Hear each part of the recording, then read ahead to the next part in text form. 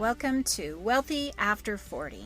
Ready to ditch debt, retire sooner, and live life on your own terms? Only 54% of Gen Xers feel prepared for retirement, and 22% believe they will live a comfortable lifestyle. So if you're feeling like your finances are a hot mess express, you are not alone. I'm Daylene Higgins, founder of Elevate Finances and money coach for Gen Xers. I reached my dream of retiring at 50 while helping our daughter through college, and now I want to help you do the same. It's time to stop avoiding your finances like the plague and start having confident conversations about money.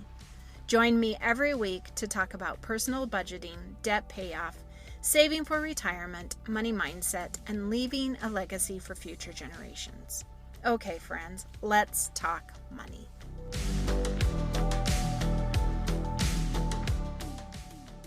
Welcome to today's episode, Wealthy After 40, and we are excited to have guest Terri Augustyn. She is a Generation X female who found herself in her early 40s knowing she should do more with money. So she found real estate. She's going to share how and why she's doing that today. She lives in Argyle, Texas. She's a Michigan native. She's been a serial relocator. From Detroit to Seattle to England to Dallas to Seattle. She finally planted her roots in the Dallas-Fort Worth area. So we are excited to have her on the episode today. And Terri, tell us a little bit about yourself. Hi, thank you for having me. I appreciate it. And yeah, serial relocator is that's a good description of my life. So yeah, I'm like you just mentioned, I'm back in Texas. I've been in real estate for over 20 years, not as a real estate agent, but I started my first real estate investment in my 20s. You just kind of went from there, and I realized what a great way to build a portfolio, I guess you could say. Over time. And it kind of was one of those things where it just happened naturally. And then I realized what a great way to build wealth. And when I sold my first property, I was like, oh my gosh. So then that just kind of stuck with me. And I just really realized it was a great way to start in real estate, is just investing in different types of real estate as well. But anyway, so here we are, and I'm still an investor in businesses and in real estate. Diversification's always been a big deal for me. Diversifying your wealth, as you know, being in that financial world. And yeah, that's it. And I started Gen Zena and to help Generation X women diversify their income and walk through. Everyone has a different story. So I love talking to women in the Gen X era, because I think it always hasn't been an open discussion about finances. And I think we need to have more conversations. Do you find that Gen X women, once you start the conversation, they're willing to talk about it more? I think it runs the gamut, right? I grew up where my parents didn't talk about it, and they still don't necessarily, it's just one of those. It's just, I think that the baby boomer generation tends to just throw everything underneath the rug and isn't always open. So again, back to your question, I have some women that finally want to talk about it, right? Just put everything out there and put them into the hands of people that they need to feel comfortable about retirement too, right? We're all approaching that age. And so instead of being scared, I want, when women come to me about real estate and investing and businesses as well, what is their end goal, right? Partnering them with people they need to partner with to understand, okay, this is what my current financial situation is. And does real estate make sense? And maybe it doesn't immediately. Maybe it might a year down the road, 2 years down the road. But this is what you need to do first before you get to that place in your life, or maybe they do. Statistically, a lot of, Gen X we're a very wealthy generation. Right. a lot, very highly educated women that they have money sitting in their checking and savings. I think there was a statistic like 20%, right? And it's just sitting there. But it's also scary because they've never invested in real estate. They might have invested real estate as their primary residence, right? But not diversifying into the point where they're looking at real estate as an investment tool. Yeah, I love that. I love that. And I think we like to kind of hoard our money. I think we're a generation that maybe lends a little more to scarcity, obviously because of generations that raised us. They didn't have a lot of the financial tools that we do as far as, retirement. And with real estate, it was an investment thing, back in the prior generations, maybe very, right. very, untouchable for some people. For most people, maybe the moguls, that's the word that comes to mind. Those are the people that are investing in properties and businesses. And to realize that now, as a woman and a Gen X, so we're, hitting mid 40s, the lower end of us, and almost 60, the upper end of us, but realizing that we could actually invest in real estate as one piece of the puzzle to, building our wealth. So, what do you encourage women who are sitting on a lot of savings to consider? I know you talk about being an investor in business as well as real estate. What are some thoughts that these women can start thinking about to maybe start putting that money to a better use? Sure. Well, and I think we're all trying to figure out there's so many different transitions that we're going through. Kids off to college, maybe you've stayed home for all these years and maybe you went back to work and now you're trying to figure out where you want to put your money. I mean, we're going through how to support our parents, right? It's finding out what is going to satisfy you with the money that you have, right? It's not just like one thing. It's like, what is real estate, right? Maybe it's flipping. There's so many that maybe it's multifamily. Maybe it's just buying and holding, right? There's so many different scenarios. It's what makes you feel good, right? And my job and what I love to talk to Gen X women is finding out what satisfies them, right? Maybe it's like quick flip and decorate, like, redoing and renovation. Maybe they love that. Maybe it's more, okay, I like to play on the safer side. I'm gonna buy a home that doesn't need a lot of fixing, and I'm gonna rent it. I'm gonna have really great passive income and monthly income. And that takes a good advisor because you've got to know where you're investing, what the areas are. I tend to be more buying good properties and holding them and knowing that each year it's just gonna, it's gonna grow your wealth, right? I'm not a quick get rich type of investor. And so to answer your question, it really depends on that individual, engaging what they're comfortable doing. And once you educate them on all the different tools out there when it comes to loans, and I have a lot of great partners, there's just a lot of options out there when it's an investment versus your primary home. There's different products out there that can help women get into investing.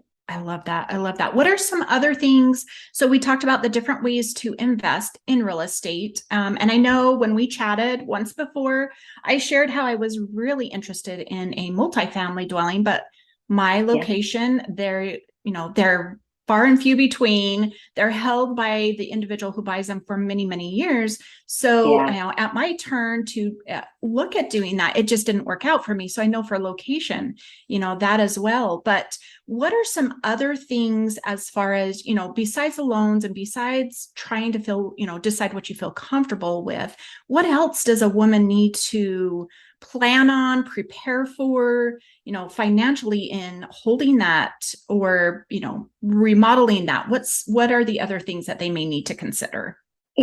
Area is a big thing, right? You want to, again, and I know we don't have time for this podcast, but there's a list of things that I look for as an investor: neighborhood, where it's located, what's been the growth year over year. All of those, there's so much that goes into it, right? And it's not just like, oh, that's a really cool house, I think I'm going to play. There's just so much that goes in. What big businesses are moving into that area? Is it a college town? There's so many positives and negatives to everything. And so really working with someone in your area that knows the area, right, before you even put money into something. The last thing you want to do is spend all that hard-earned money into a money pit, because you got to look at appraisals. There's so much that goes into it. So when speaking to women, I think my biggest advice is to work with a trusted advisor that knows the market and has done investments before, right? Because they know. And another thing, especially when women get into remodeling and renovations, you've got to look at the neighborhood. You don't want to spend way more and you never want the best house on the block, right? Yeah.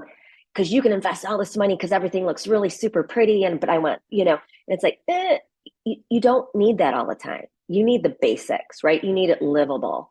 It's not a time to get really creative and go to Pottery Barn and all these expensive places and to stage and get all these really expensive lighting fixtures. That is the biggest mistake I see people make, and they never get their money back if they sell it even down the road, right? Yeah. Especially flipping. You got to be really conscious of the budget, right? And having those spreadsheets. And same thing with anything. I have spreadsheets where I can quick analyze property, right? Because sometimes they go so quick. So there's some rules there that I always work with women to make a quick educated guess and say, okay, yeah, this is worth me digging into it more, or you know what, big red flags, I'm just going to leave it. I'm not going to waste my time, right? Yeah. So and then talking to a financial advisor like yourself, right, and looking at like really being transparent with a financial advisor. And that always scared me because you don't know what you don't know. And sometimes the way I grew up, it's like, I just rather not know, which is the worst possible thing that you can do. And as you know, I think the more information you know, the more confident you get when it comes to your money. Right. Because if you don't discuss this and you just sit and not learn about what your situation is, right? Really, really like know where you're going and have a game plan. It just, you kind of freeze, right? You're frozen. So I'm seeing more and more women in our generation just being transparent with the people that they need to be transparent with to make them feel confident again about talking about money and where they're going and retirement. Well, and I think women need to remember it is their money, that they get to make the decision. And until they are comfortable and have a good feeling about it, right? Like my mom always said, it's mother's intuition, but I think there's an intuition inside of us that once you have obtained enough knowledge that supports your decision and you feel good about it, then you can take that step forward. And yes.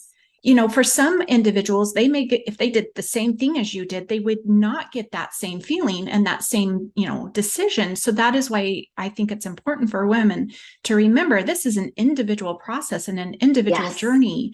But yes, gathering information, learning from people like you and me and whoever else, and just start overloading your information in the areas that you find very interested in, and just go and just ask. So I wanted to ask, when looking for, a real estate investor, real estate agent, what are some questions women can ask if they've not worked with somebody, they don't have somebody?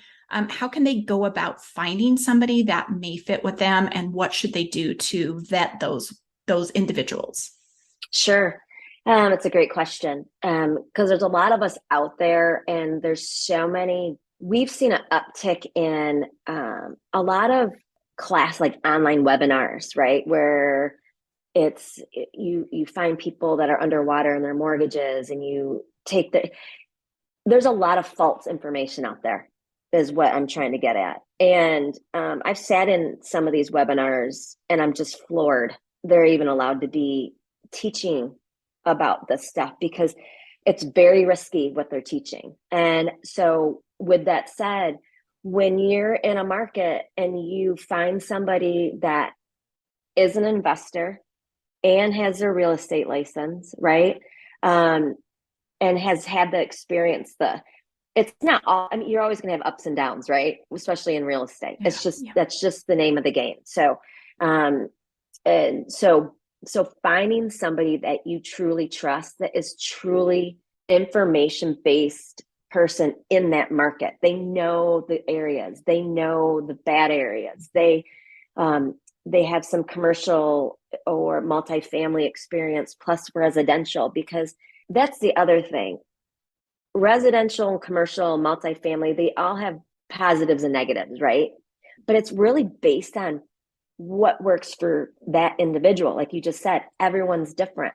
It's not, a lot of agents, and you see this all the time, they don't treat buying real estate as an individual process per person, right? It's just, they just talk about it. And that's why I love talking to Generation X women, because it's finding their story. Like, what's their story?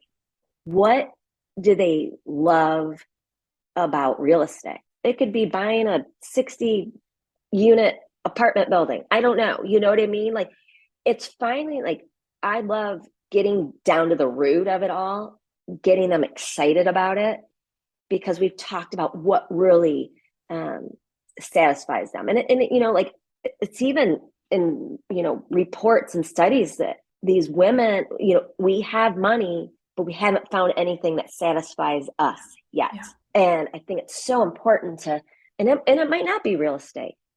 I've had conversations with women, and at the end, they are so passionate about a certain business that they turn that money and invest it into a business. Yeah. You know, and I've done the same thing. I do a little bit of both, but after a conversation, we might find out that you don't want to do real estate investing. And I think that's just as important than me finding you a house somewhere. You know what I mean? Yeah.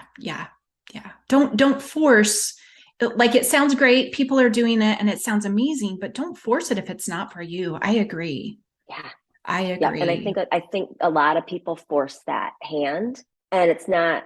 So if someone is doing that, it's a red flag. Awesome. That is very, very helpful. So if a listener today is interested, maybe we've piqued their interest with this conversation and they want to get started with real estate investing, what is the first step they can take to get headed in that direction to, number one, determine if it is for them, and maybe number two, to actually do it? Yeah. So I talk to women all over the country, you know, and so I come from a place of being grateful that I can speak to these women. So even if you're not in Texas and you just want to pick up the phone and just kind of talk to me about it, right? Like, what are your interests? And then I know people all over the country, whether you're in Florida or Michigan or Seattle or wherever, right? Just give me a call. I'm like, and I can connect you, if anything, with a good person in your market that I know and that I've worked with and that I trust, right? That I would never, it's so important to me that I work with trusted individuals, because that reflects on me. And so I always open up the time to, even if it's a 15-minute phone call, and I do it all the time. And I will refer you to somebody else in your market if I can't help you. I love that. I love it. Yeah. So if you are piqued and you want to chat with Terri, you can find her on Instagram and Facebook under Terri Augustyn. We will also have those links as well as her website on the show notes. So go connect with Terri, go learn how to be a real estate mogul. I had forgot about that term. But if that's something you think you're passionate about, go and chat with her. And Terri, thank you so much for taking the time today and, talking to Generation X women about getting that money out of that little savings. It's not making enough, and doing something more important with it.